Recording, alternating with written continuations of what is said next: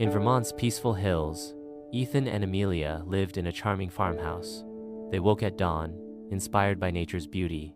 Ethan worked the fields with his old tractor, while Amelia nurtured their fragrant garden with her green thumb. At day's end, they shared a harvest meal at their oak table, as the sunset's warm light bathed their simple life in contentment. Their love, deep and fertile, mirrored the rich soil of the American countryside they called home.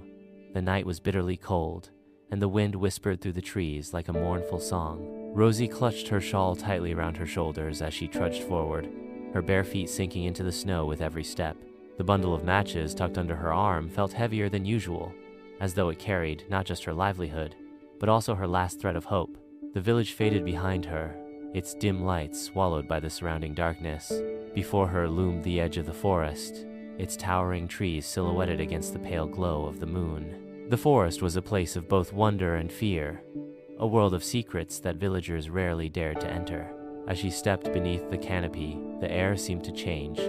The biting wind softened, replaced by an eerie stillness. Moonlight trickled through the branches, casting long, ghostly shadows on the forest floor.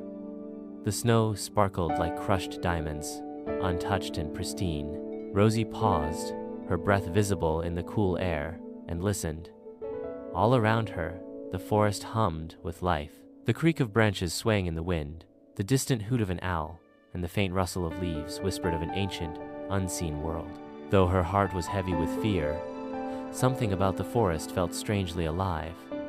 As though it were watching her, she pressed on, the silence broken only by the crunch of her footsteps in the snow. Every shadow seemed to move, and every sound made her glance over her shoulder. But no matter how frightened she felt, she refused to turn back.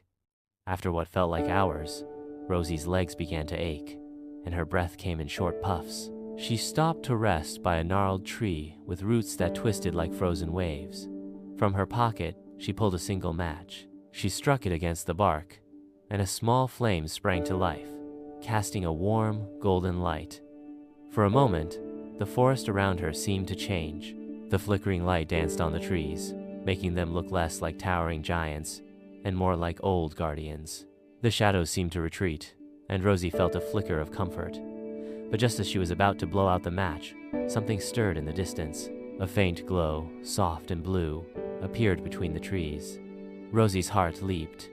It wasn't the harsh light of a torch or lantern, it was something else entirely, something otherworldly. She hesitated. The glowing light pulsed gently, as though it were calling to her.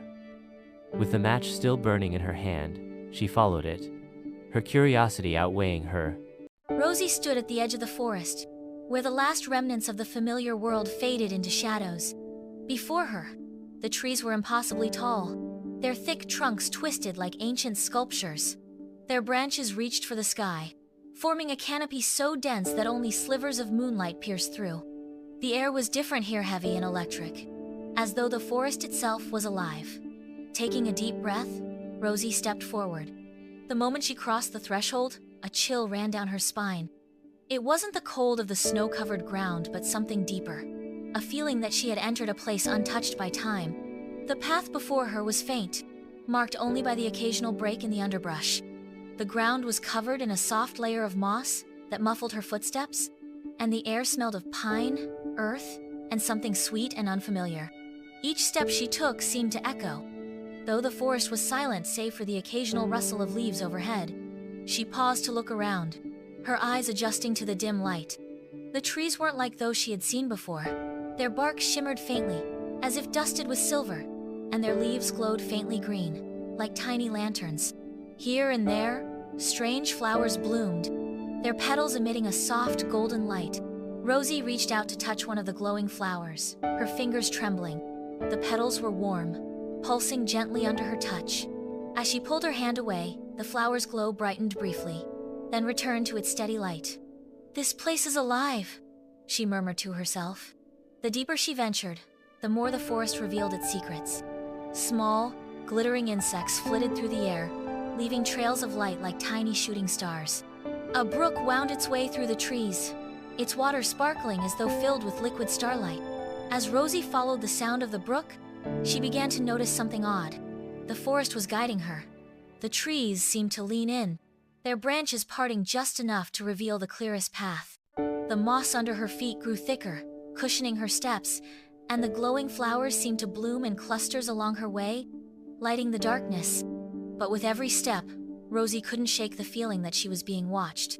Shadows moved in the corners of her vision, disappearing the moment she turned her head.